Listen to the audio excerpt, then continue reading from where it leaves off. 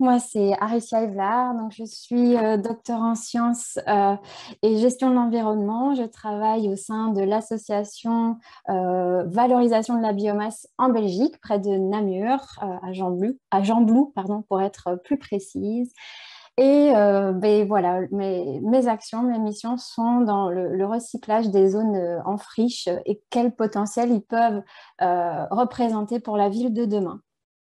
Et en fait, ici, ben, je vous invite à quitter un peu le bâtiment, donc ce qu'on vient d'entendre ici, mais on n'est pas très loin non plus, dans le sens où ici, je vais vous parler essentiellement de plantes, de végétaux que l'on peut utiliser, que l'on peut planter, et puis après, derrière, que l'on peut valoriser.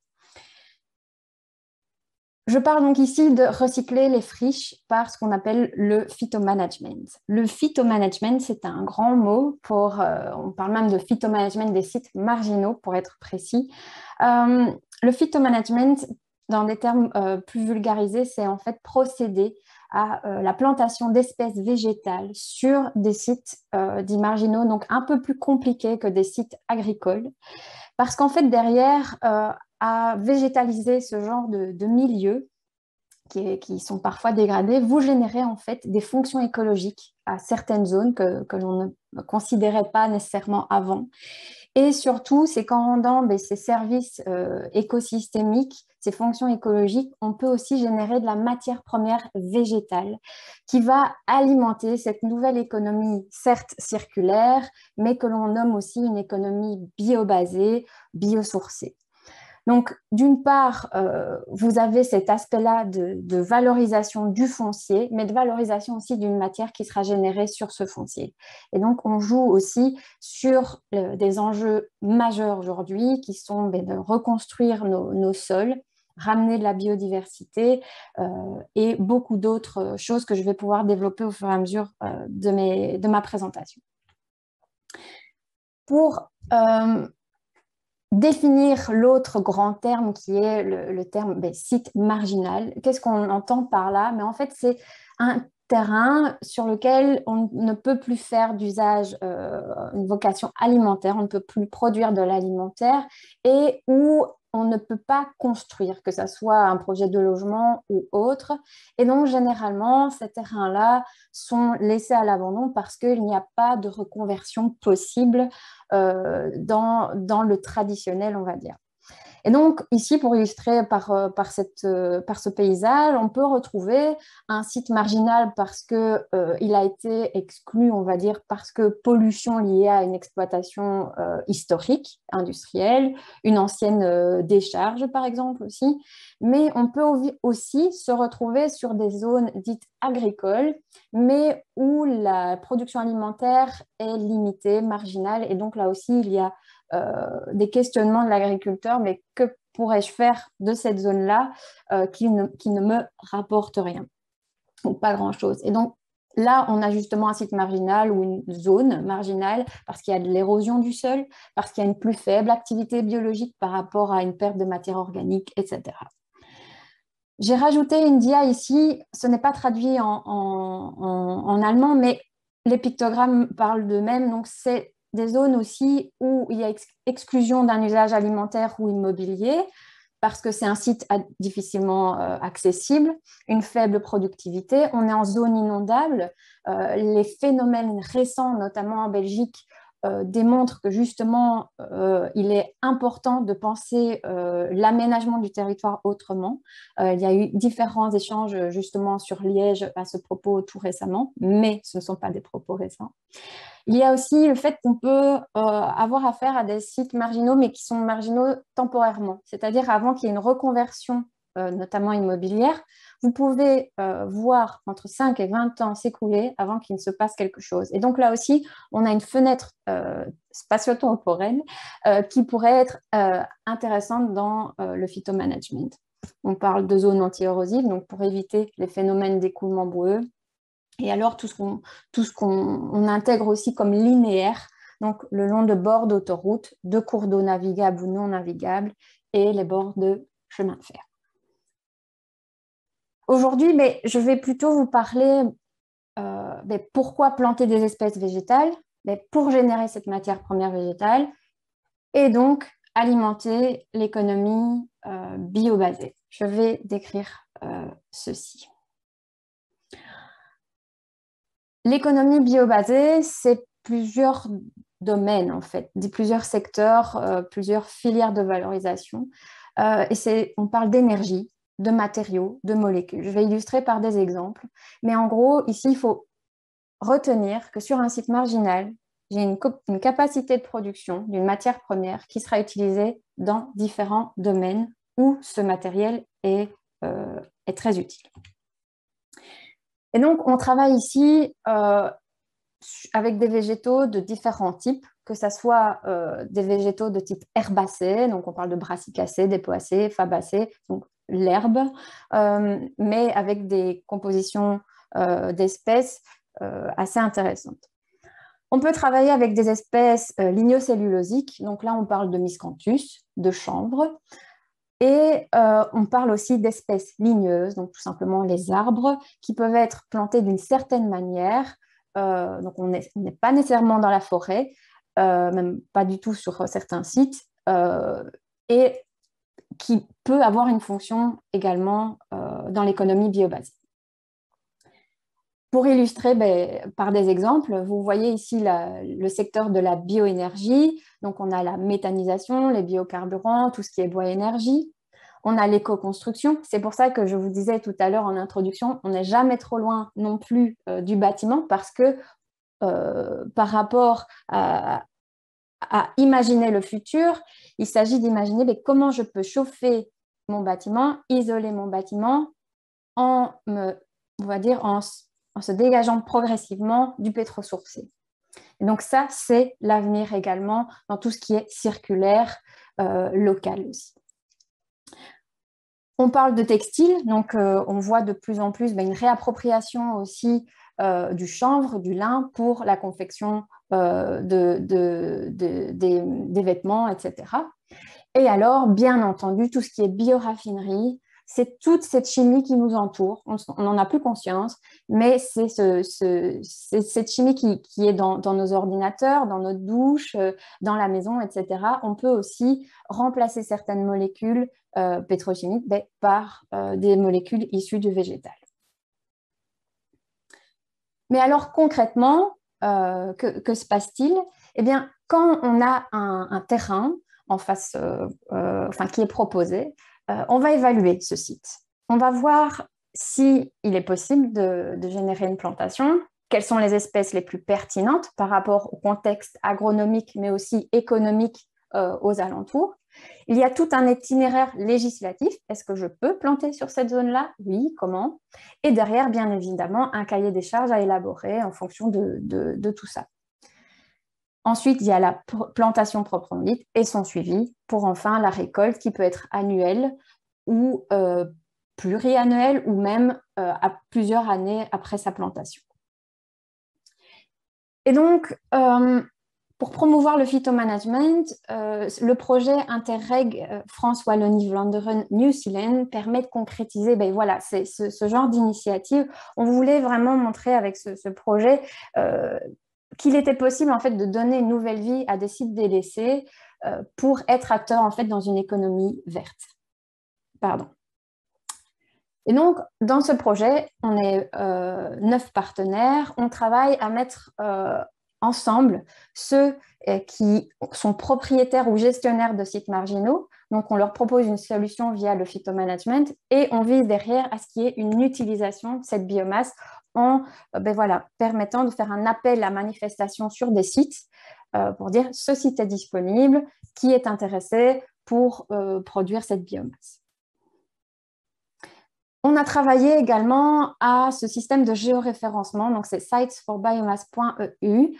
En fait, chaque propriétaire gestionnaire de site marginal peut géoréférencer son terrain et cela permet justement au consortium de mobiliser son réseau pour dire voilà un site qui est intéressant, qui est intéressé à mettre en œuvre, appliquer le phytomanagement pour une valorisation de la biomasse non alimentaire. Et vous voyez que les engrenages en bleu, ce sont les entreprises qui se sont aussi géoréférencées comme intéressées par le concept. Je vais terminer ici par quelques exemples, c'est-à-dire que, un peu comme l'oratrice juste avant, il n'y a rien à faire. Le passage à l'action, il n'y a rien de plus enrichissant. Euh, et en effet, comme pour le bâtiment ou autre, il peut y avoir quelques challenges à relever, mais rendant quand même le métier très passionnant et donc, voilà, ici aussi, la volonté, c'était de pouvoir inspirer des porteurs de projets en ce sens. Je vais vous parler de plusieurs terrains, mais ici, je vais commencer par le terrain à Anzy, donc à la limite de la frontière française. Et donc, on est là sur un site de dépôt de sédiments pollués, parce qu'en fait, c'est des bouts de curage, des produits de curage du canal voisin qui ont été stockés d'il y a ça pas mal d'années et on est à proximité d'une zone Natura 2000. Je vais vous parler aussi d'un terrain qui se situe à Charleroi, en plein centre-ville. On est sur un ancien terri en friche et enfin un ancien dépotoir en réhabilitation à Signé.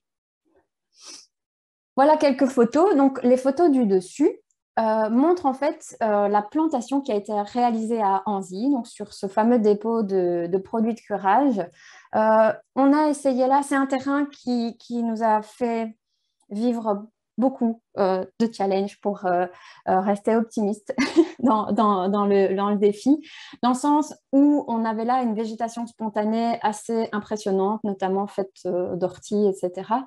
Et on a testé plusieurs choses jusqu'à arriver en fait à cette technique-là, qui est une technique de plantation qui est issue du milieu forestier, donc les plantations en cellules, où on peut en fait visualiser, planter plusieurs espèces sur des carrés de 4 mètres sur 4 mètres environ, et voir quelle espèce est la plus tolérante dans ces milieux de culture, on va dire, avec des caractéristiques agronomiques assez impressionnantes. On s'inspire bien évidemment de ce qu'on appelle la phytoremédiation, qui est un concept qui existe depuis plus de 30 ans, et donc on ne réinvente pas le fil à couper le beurre, comme on dit. Et donc, on essaie ici, on teste plusieurs espèces qui ont une fonction sylvicole, justement, avec le peuplier, l'aulne, le saule, le chêne. Mais sachant qu'on était à proximité d'une zone Natura 2000, on a aussi fait usage d'autres espèces, plutôt de haies, on va dire, comme le fusain, viorne, cornouiller, pour justement faire une mixité entre un usage de la biomasse, mais aussi une intégration, une hétérogénéité en fait de la plantation. Je vous parlais aussi d'un autre essai qui est à Ciney, donc toujours en Wallonie, Belgique. Là, on est sur une ancienne décharge et sur cette décharge, il y avait une végétation colonisatrice que l'on avait analysée, voir d'abord si on ne pouvait pas utiliser cette réponse naturelle, en fait, cette réponse de la nature. Donc, on avait principalement du sol. Malheureusement, on n'a pas su le valoriser. Ce n'est pas un contexte qui permettait de valoriser, en fait, sur le long terme, cette espèce végétale. Néanmoins, on a travaillé sur cette espèce-là pour après travailler le sol et venir implanter des rhizomes de miscanthus sur cette parcelle. Le miscanthus qui peut être utilisé dans la construction, en bioénergie, comme paillage, etc. Un autre exemple aussi où on se rapproche en fait de la civilisation, donc c'est-à-dire qu'on a un autre projet en France, à Houpline, où là c'est plutôt le chanvre qui a été utilisé en plein centre urbain. L'idée aussi, c'est, voilà, l'EPF avait là un chancre paysager et c'est un site marginal temporaire. Dans quelques années, il sera utilisé. Mais en attendant, l'idée, c'est d'en faire quelque chose qui s'intègre au niveau paysager et bien-être pour les riverains. Enfin, dernier exemple ici, c'est au niveau de Charleroi. Je vous présente ici deux projets où on a utilisé plusieurs essences. Donc, on est sur un terri plat. On a planté plus de 2000 arbres sur ce terri. L'idée était de, bien sûr, donc il n'y a pas de présence de pollution ici, mais on était sur un site relativement dégradé avec la matière schisteuse, etc. Et alors, une espèce envahissante qui s'appelle le Buddléa qui prenait le pas sur la végétation indigène. Et c'est un terrain aussi qui est parcouru non seulement par les riverains, mais aussi par des promeneurs parce qu'il y a un sentier de grande randonnée. Donc l'idée aussi, ici, le challenge était dans la communication vers le citoyen qui était extrêmement enrichissant et où on sent aussi une fonction du phytomanagement qui n'est pas uniquement environnementale et économique. Donc là, ce sont différentes espèces d'arbres aussi qui ont été utilisées. Et enfin, un autre terrain pas loin de nouveau à Charleroi, où là, on a combiné aussi le taillis à courte rotation avec le saule et une plantation de miscanthus, tout ça intégré au paysage en utilisant en fait des haies indigènes aussi déjà présentes. Les conclusions ici, c'est que le phytomanagement, en effet, c'est pouvoir se réapproprier certaines surfaces foncières, non seulement mais, voilà, pour revégétaliser notre environnement. Les événements récents ont montré qu'il était important vraiment de pouvoir aménager différemment notre futur, lâcher un peu plus la minéralisation. On a besoin de ramener la nature dans notre quotidien. Donc, ce fameux concept de nature en ville. On parle de séquestration carbone également. Et quand on se situe en plein centre-ville ou pas loin, il y a une reconversion aussi de chancres paysagers, même si cela peut être temporaire par rapport à d'autres projets plus économiquement intéressants. Et je terminerai ici pour dire que voilà, on espère aussi, avec cette présentation, pouvoir inciter, inspirer l'aménagement du futur et rendre de plus en plus le phytomanagement opérationnel. Et pour ça, nous avons développé des outils. Un accompagnement est possible aussi, que ce soit par Valbium ou d'autres partenaires du projet New Zealand. On a travaillé à des cas concrets, donc il y a vraiment un know-how qui a été développé. Et bien sûr, on est toujours à la recherche des acteurs économiques ou scientifiques qui sont prêts à mettre en pratique ce concept. Et donc, voilà, n'hésitez pas à me contacter ou à géoréférencer un terrain sur siteforbiomass.eu. Voilà, j'en ai terminé. Je vous remercie, Aricia. Donc, pour résumer, en fait, avec votre présentation, nous avons bien compris le grand intérêt qui est de produire de la biomasse, tant pour dépolluer les sols que pour créer de la ressource, de la matière végétale, une richesse qui va alimenter l'économie locale. Et donc, ces sols réhabilités, dépollués, pourront ensuite, à moyen ou à long terme, accueillir une nouvelle vocation. C'est possible. Donc, le temps des questions est arrivé pour vous. Bon, dans le chat, elles ne sont pas encore apparues, mais moi, j'ai envie de vous poser plusieurs questions, Alicia. Donc, pour vous, quels sont les freins et les contraintes auxquels vous vous êtes heurté dans le cadre de la mise en place de phytomanagement dégradé? Alors, c'est vrai que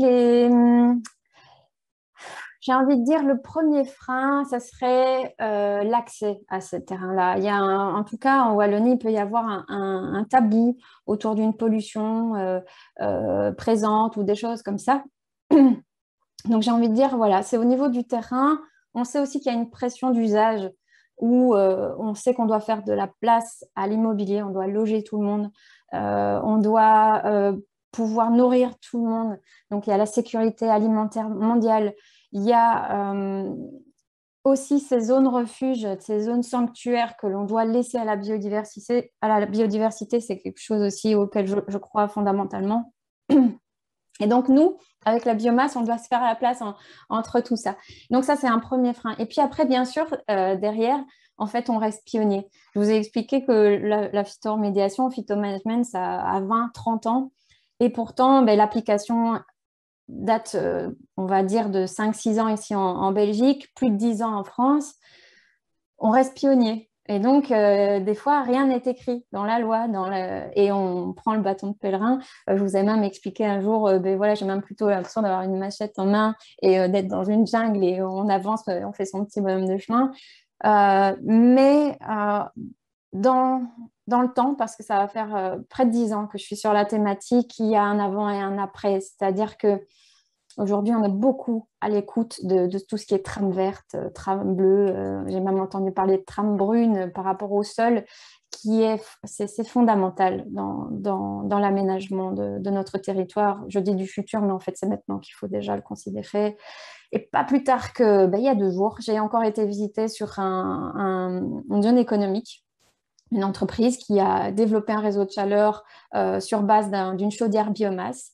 Cette chaudière biomasse, en fait, est alimentée par des coproduits de scierie qui sont à quelques mètres de là. Et cette entreprise-là a aussi utilisé des zones à végétaliser. Là aussi, on est à 10 mètres de la chaudière. Et en fait, c'est du taillé à courte rotation. Pourquoi? Parce qu'en fait, ils ont été obligés de faire un merlon pour cacher l'entreprise, on va dire ça comme ça. Mais derrière, on pouvait végétaliser le bas de ces merlons et pour que ça soit intégré dans le paysage. Et ils ont pensé à cette biomasse pour dire, en fait, mon agrocombustible, il sera à 10 mètres de ma chaudière. Il y a beaucoup de logique dans les projets et puis une recherche d'optimisation de l'usage des sols. Et donc, vous avez parlé d'expérimentation. C'est vrai que vous êtes dans une recherche constante d'innovation, d'intégration dans le paysage, dans l'environnement. Vous parliez de biodiversité, un point majeur pour vous. Et vous m'aviez dit aussi que vous vous basez sur la réponse de la nature. Et donc, je voudrais que vous expliquiez un petit peu plus votre démarche. Mais en fait, c'est vraiment regarder.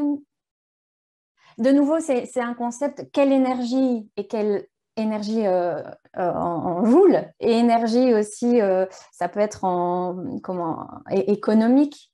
Quels sont les inputs, les outputs? Est-ce que la nature n'a pas développé déjà des plantes tolérantes qui sont intéressantes? Le saule, par exemple, peut être une espèce pionnière qui va coloniser des friches. Pourquoi pas utiliser ces espèces-là qui sont déjà implantées, qui ont des mécanismes de tolérance dans des systèmes compliqués, donc manque d'eau ou trop d'eau, présence de polluants ou pas. Et donc, il s'agit de travailler déjà avec des végétaux en place. Je vous ai parlé de l'ortie aussi tout à l'heure. Pourquoi lutter contre l'ortie alors qu'on pourrait l'utiliser, la faucher annuellement? Là aussi, nos entreprises travaillent là-dessus. Sur le concept, c'est assez tentant, mais derrière, il y a quand même des prérogatives techniques, un cahier des charges pour des utilisateurs de la biomasse. Il faut faire très attention à ça. Et bien sûr, c'est pouvoir intégrer ces stop à la monoculture aussi, monospécifique, et de pouvoir en fait intégrer une végétation dans une autre végétation, voilà, qui ait des parcours, un accès par le citoyen, des choses comme ça, pas toujours possible partout, mais en effet, de travailler avec différentes espèces. Je côtoie justement une entreprise qui plante le saule et au lieu de traiter chimiquement, en fait, avec un désherbage, etc., chimique, va travailler avec le trèfle, avec la facélie, pour en fait justement qu'il y ait une couverture végétale herbeuse en bas et les saules plus en relief par-dessus. Il fait parcourir des poules, etc. Et donc, il y a vraiment cette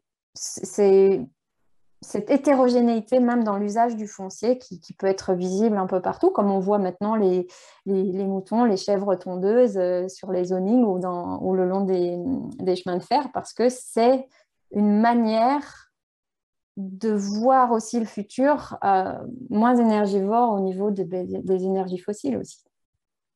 Voilà, et je reviens justement sur ce côté créatif de Nathalie qui expliquait ça juste avant. C'est vraiment ça qui résonne comme terme aussi, c'est que ça demande de la créativité, d'être imaginatif et allons-y et on concrétise. D'accord. Merci Aricia pour cette présentation vraiment très instructive. Nous avons Avec vu plaisir.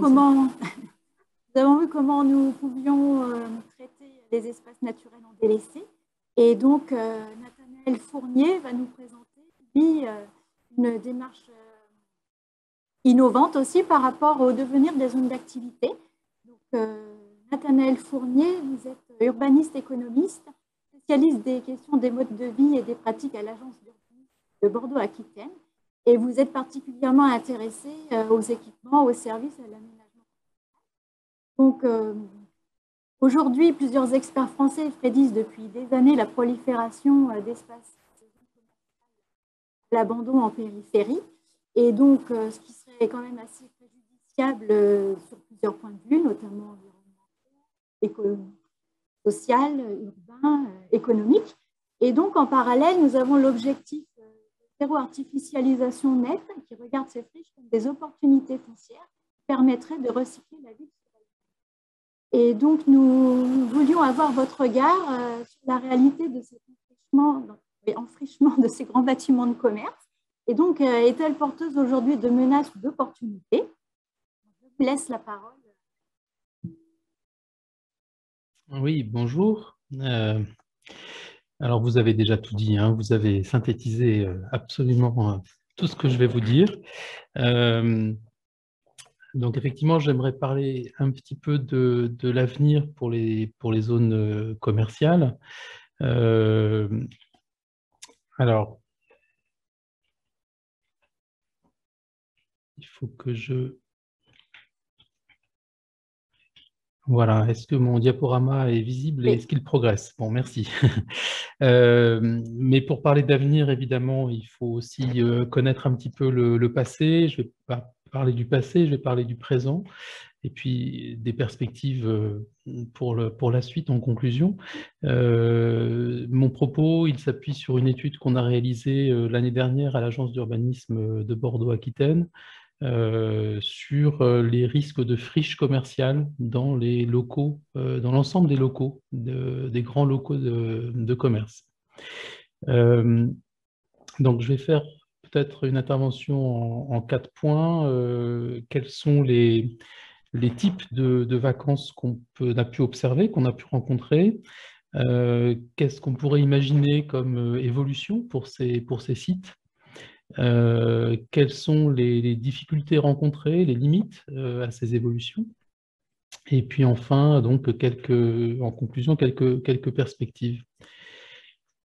Alors, les éléments de contexte, ben, vous l'avez dit, effectivement, depuis plus de 15 ans maintenant, la thématique des friches commerciales dans les périphéries, c'est une thématique qui est annoncée par de nombreux experts en France, qui annonce cette arrivée d'un enfrichement de manière imminente. Donc, ça fait 15 ans que c'est imminent et en fait, il y a peu d'études disponibles et pas d'études publiées sur le sujet. Donc, c'était intéressant de creuser un peu ça. Mais c'est vrai que les éléments de contexte principaux autour du commerce, du monde du commerce, c'est un certain nombre de bouleversements que tout le monde connaît peu ou prou, l'évolution des modes de consommation qui vont vers moins de standardisation, on va dire, moins de phénomènes de consommation de masse, évidemment le développement du e-commerce, le commerce en ligne qui grignote progressivement des parts de marché au commerce physique, et puis aussi des phénomènes de concentration dans le monde du grand commerce, avec aussi une financiarisation et on va dire une déterritorialisation. C'est Pascal Madry qui insiste notamment sur ces évolutions. Alors, les friches dans les grandes zones commerciales périphériques, les enjeux qu'on peut y voir associés, ben, c'est 2 ou 3 choses. La première, c'est des risques, effectivement, de préjudices importants, des préjudices sociaux, bien sûr, avec la fermeture et l'emploi, des préjudices économiques, mais aussi des préjudices urbains, avec des paysages un peu abandonnés, d'autant plus que ces sites sont souvent le long des routes, hein, des grands axes routiers. Donc, on a un peu ce spectre de retrouver en France ou peut-être en Europe aussi, ailleurs en Europe, des dead malls comme on les a pu les rencontrer aux États-Unis. Ça, c'est la perspective, on va dire, un peu négative, un peu risque.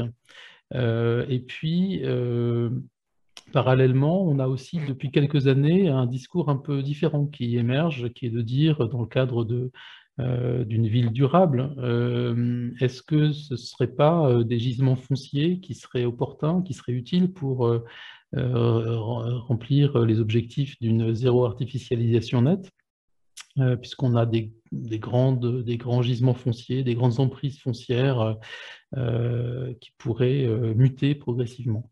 Et du coup, eh bien, on pourrait imaginer que ces zones commerciales qui sont aujourd'hui très monofonctionnelles deviennent davantage urbaines finalement, avec des nouvelles fonctions qui viendraient se greffer autour des locaux commerciaux qui subsisteraient, mais des zones qui pourraient accueillir aussi des bureaux, des équipements, du logement, etc. Donc on voit que les enjeux sont importants, mais effectivement, je me répète, on n'a pas beaucoup d'informations sur la réalité aujourd'hui des situations de friches. Alors, nous, ce qu'on a fait à l'agence d'urbanisme, c'est de faire un travail de terrain pour essayer de recenser les friches commerciales sur notre département, donc le département de la Gironde, hein, dans le au sud-ouest de la France métropolitaine. Et ça supposait d'abord d'avoir une définition de ce que c'est qu'une friche, parce que ce n'est pas un terme qui est communément défini. Voilà, il y a beaucoup de définitions concurrentes, on va dire, sur la notion de friche. Le point de départ, c'est la notion de la vacance. La vacance étant, elle, pour le coup, une notion qui peut être assez facilement objectivée lorsqu'on s'aperçoit, par une visite de terrain, qu'un local commercial est vacant. Donc c'est la notion de vacances instantanées. Mais on peut aussi aller plus loin en parlant de vacances sévères lorsque la vacance dure dans le temps. Donc on peut fixer un certain nombre de seuils, par exemple une vacance qui dure plus de 2 ans. Ou bien aussi lorsque des locaux qui sont pluricellulaires, c'est le cas pour les galeries marchandes par exemple, ou les centres commerciaux qui sont subdivisés en plusieurs petites cellules commerciales. Donc on peut parler aussi de vacances sévères lorsque au sein de ces bâtiments multicellulaires, on observe un taux de vacances important. Alors bon, les seuils sont un peu, comment dirais-je, conventionnels. Mais mettons au-dessus de 15-20%, voilà, pour parler de la vacance sévère. Et puis la notion de friche commerciale, elle vient couronner tout ça. C'est plutôt une notion, on s'est aperçu, qui était utilisée, mobilisée par les acteurs publics des territoires. Et on a proposé d'utiliser cette notion pour refléter non seulement des situations de vacances sévères, mais aussi associées à des externalités. Parce que les acteurs publics qui regardent ces sites peuvent y trouver des risques ou des opportunités, un peu les deux, parfois l'un, parfois plutôt l'autre, mais du coup la notion de friche, ça renvoie vraiment à un site sur lequel on se pose des questions. Voilà. Alors, si on accepte ces définitions, donc nous, en Gironde, en 2019-2020, on a repéré un certain nombre de situations de vacances sévères. Et ce qui est intéressant plutôt ici, c'est de s'interroger sur les types de vacances, quelle est la typologie. Donc, on en a recensé 4 sortes que je vais balayer rapidement. D'abord, des petits supermarchés d'entrée de ville, c'est-à-dire des locaux qui font entre 1000 et 1500 mètres carrés au sol et qui reflètent plutôt des situations de concurrence qui se sont passées entre les marques de hard discount ces dernières années, ces dernières décennies. On a repéré plutôt ça dans des territoires disons, peu dynamiques d'un point de vue démographique et socio-économique. Ce qui fait que ces locaux sont restés vacants parce qu'il n'y avait pas de nouveaux investissements qui se proposaient de s'y substituer. Et puis, ce sont plutôt des sites qui aussi étaient situés en dehors des principales zones commerciales ou bien aux marges de ces zones commerciales, ce qui fait que ces supermarchés ne tiraient leur attractivité que de leur propre offre. Donc, c'était compliqué aussi pour des enseignes qui ne seraient pas alimentaires de s'installer sur ces sites. Deuxième catégorie, ce sont les centres commerciaux et les galeries marchandes. Alors, c'est la catégorie finalement majoritaire des sites qu'on a pu observer en situation de vacances sévères. Donc, c'est plutôt des sites dans lesquels on avait un fort taux de vacances, autour de 20 ou 30%, qui pouvaient durer pendant plusieurs années. plutôt des sites qui souffrent on va dire, la difficulté de l'habillement, de la chaussure, et ça c'est une crise un peu dans ces secteurs-là, alors qu'ils occupaient pas mal de cellules auparavant dans ces centres commerciaux.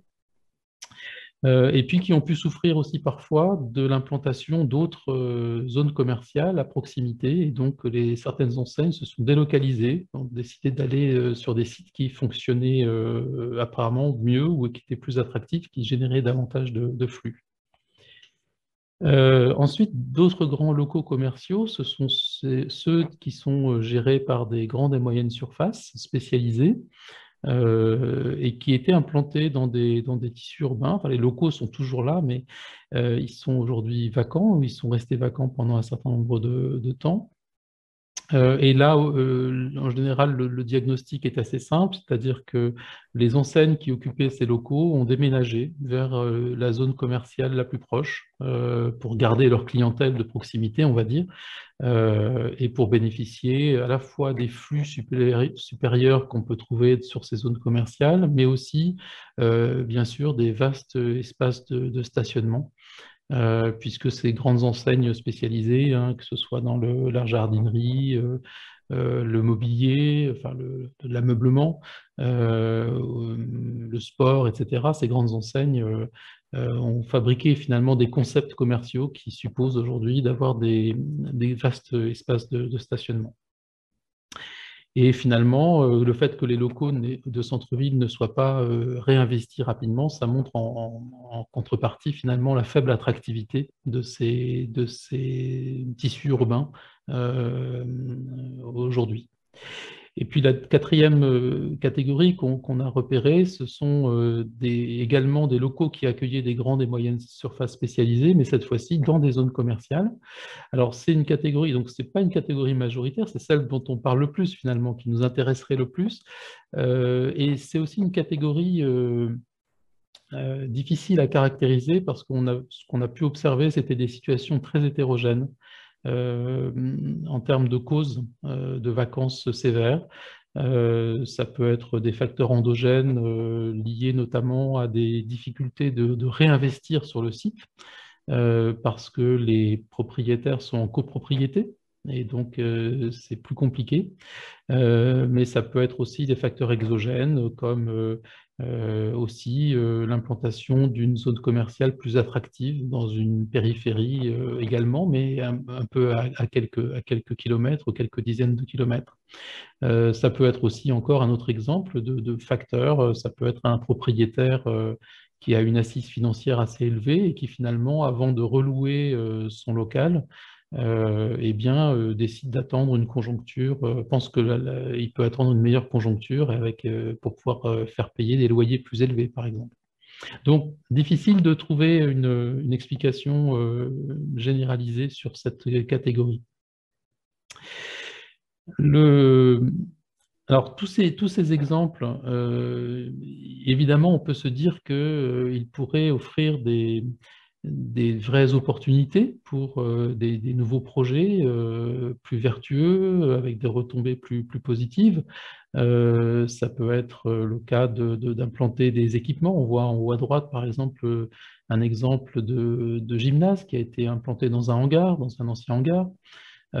Ça peut être aussi une réduction de la perméabilisation des sols, notamment des sols de parking bitumés, pour limiter les îlots de chaleur urbains, pour créer éventuellement des nouveaux espaces publics.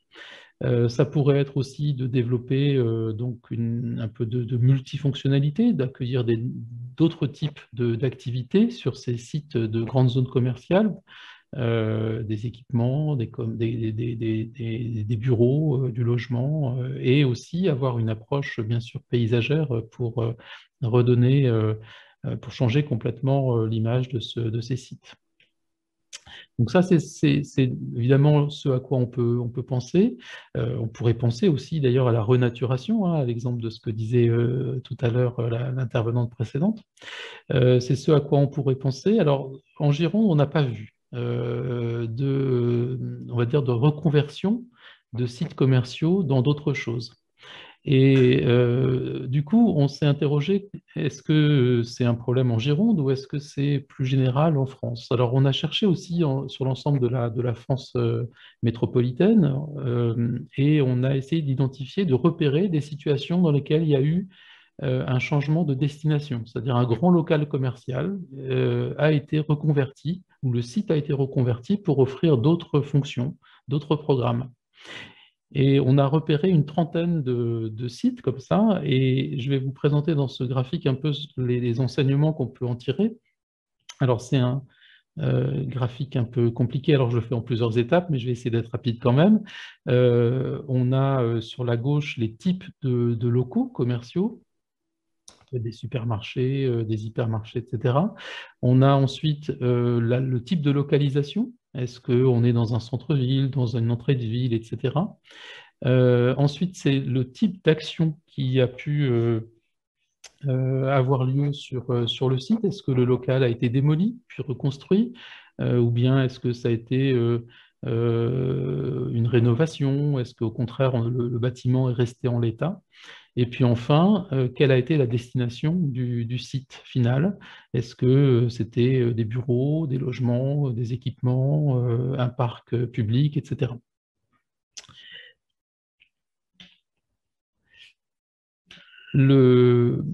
Alors, voilà, voilà ce que ça donne lorsqu'on représente les 32 situations qu'on a repérées.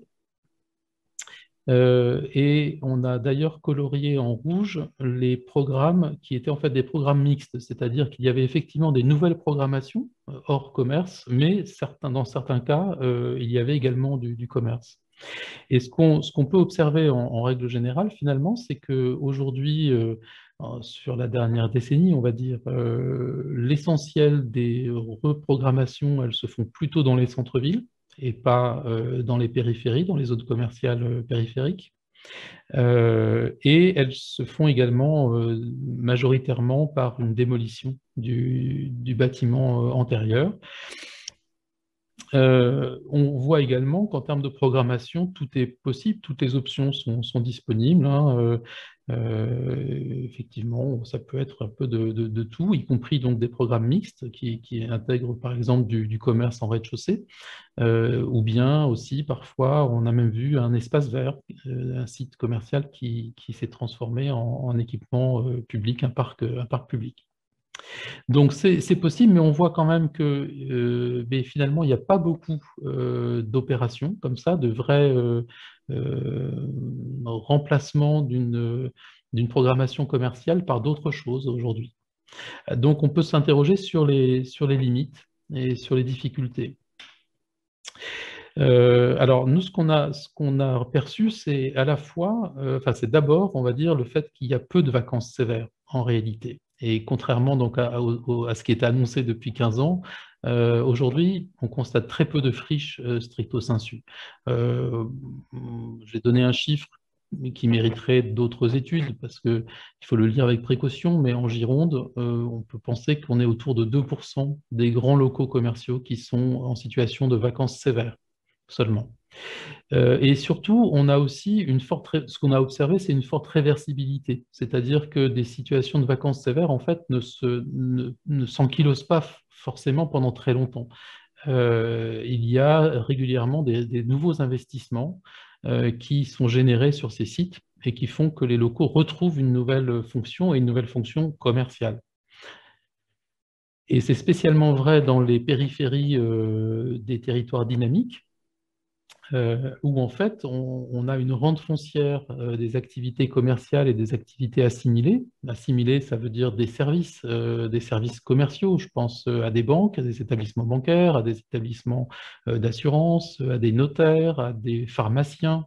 Ça peut être des activités de loisirs, d'alimentaire spécialisés aussi, tout un tas d'activités qui finalement, il y a encore quelques années, privilégiaient une implantation dans les centres-villes, qui viennent aujourd'hui s'installer dans les périphéries commerciales. Et donc, les périphéries commerciales, eh bien, elles attirent d'autres commerces ou d'autres services. Alors, Pour conclure, 2 points. D'abord, c'est intéressant de se demander pourquoi les anticipations qui nous annonçaient de nombreuses friches, finalement, ne se sont pas vérifiées.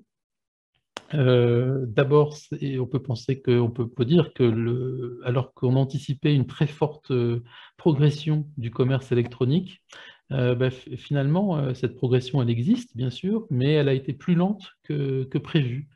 Et de surcroît, d'ailleurs, on peut penser qu'il existe une complémentarité entre le commerce électronique, entre les achats en ligne et le fait d'avoir des boutiques physiques.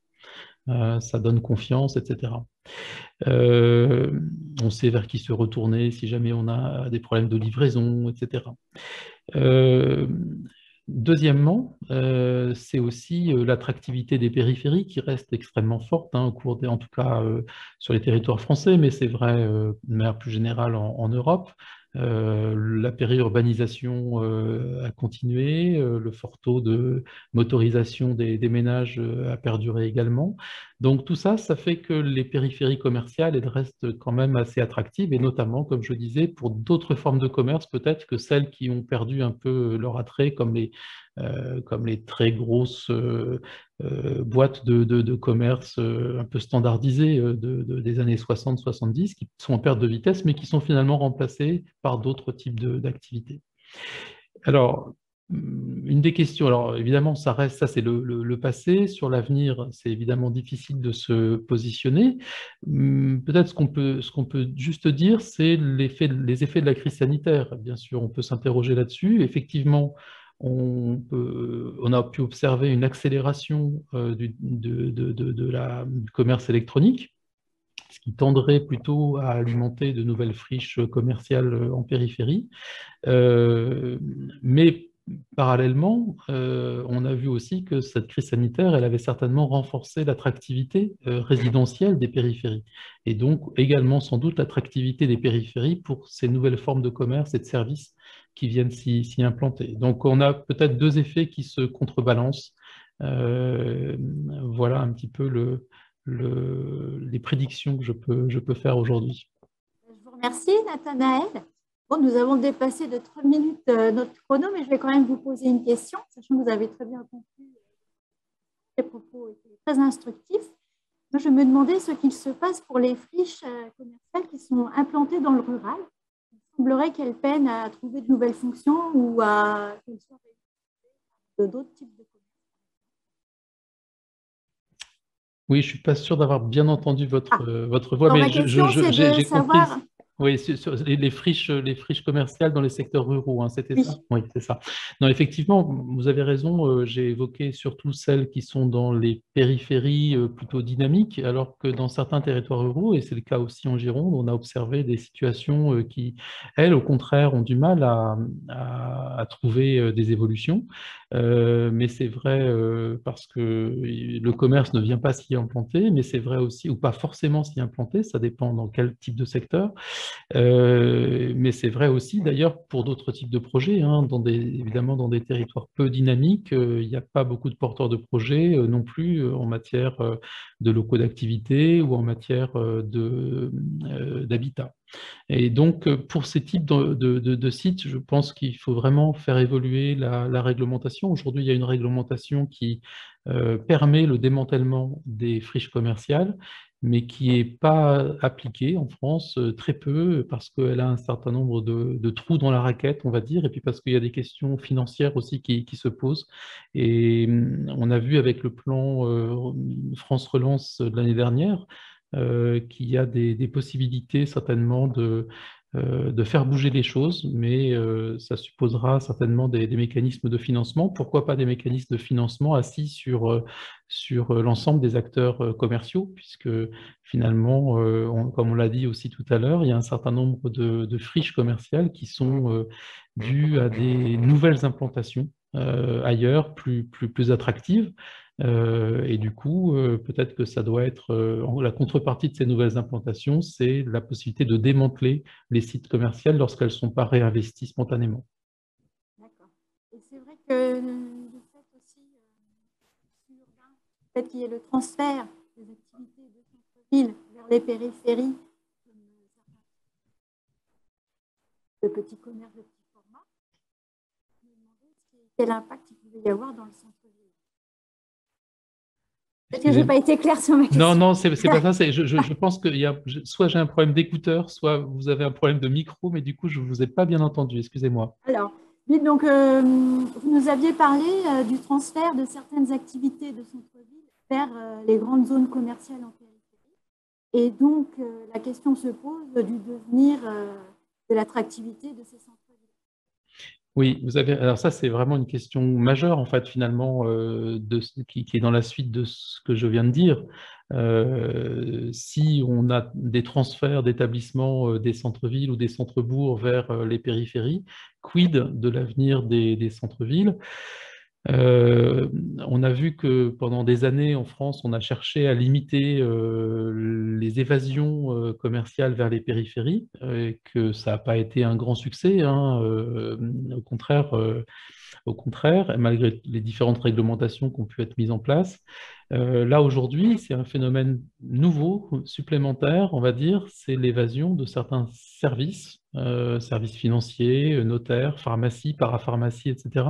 Et là aussi, il va falloir certainement, sur la base du constat d'échec des politiques vis-à-vis du commerce, peut-être être innovant et construire des nouvelles politiques pour maintenant s'intéresser aux problématiques de l'évasion des services. Je vous remercie, Nathanaël, et je remercie encore Aricia pour vos deux présentations vraiment très instructives sur le devenir des zones de friche en ville. Donc, je vous souhaite à tous et à toutes une bonne fin d'après-midi et à demain.